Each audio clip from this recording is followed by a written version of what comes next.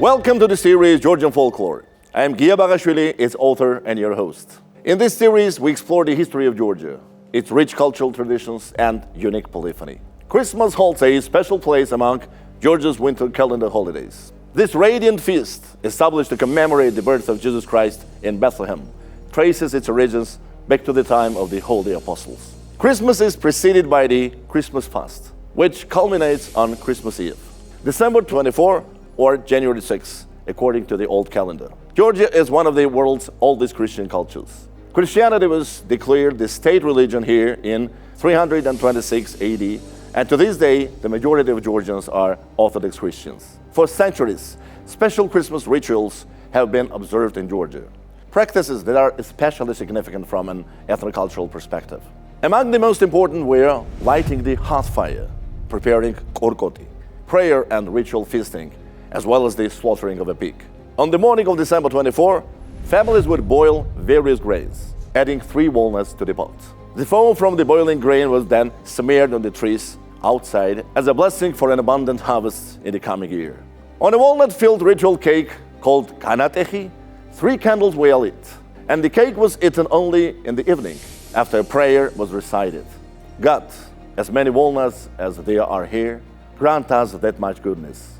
Grant us that many measures of grain. Grant us that much wealth and property, and grant us that many measures of wheat.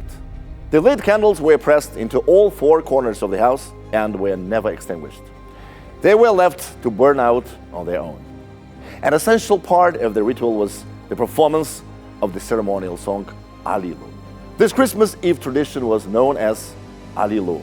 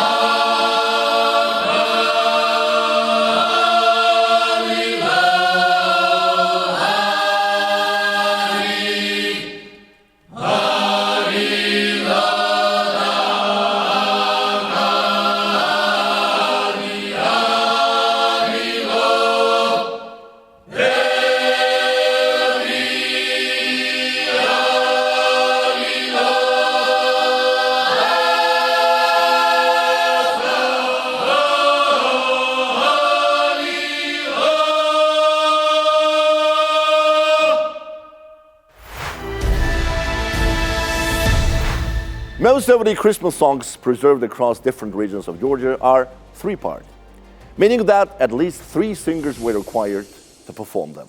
Christmas songs, in general, are widespread throughout the Christian world. And going from house to house with greetings and gifts is not unique to Georgia. For example, in Switzerland, so-called beggars groups go door to door and announce their arrival not with singing, but with noise, striking various objects. In Georgia, Alilo is spread throughout the entire country, with each region performing it in its own distinct way. Even in the 20th century, despite bans imposed in the Soviet period, Alilo continued to be sung in Kacheti and Imereti, Samegrelo and Guria, Raja and Lechumi, as well as in Svaneti. In other regions such as Tusheti, Tiuleti and Mescheti, only the song texts have survived. At the appearance of the morning star, men and sometimes children would gather and walk from house to house through the village, greeting their neighbors with Alilo songs in celebration of Christ's birth. In Raja, it is said that sometimes a bagpiper would also accompany the Alilo singers.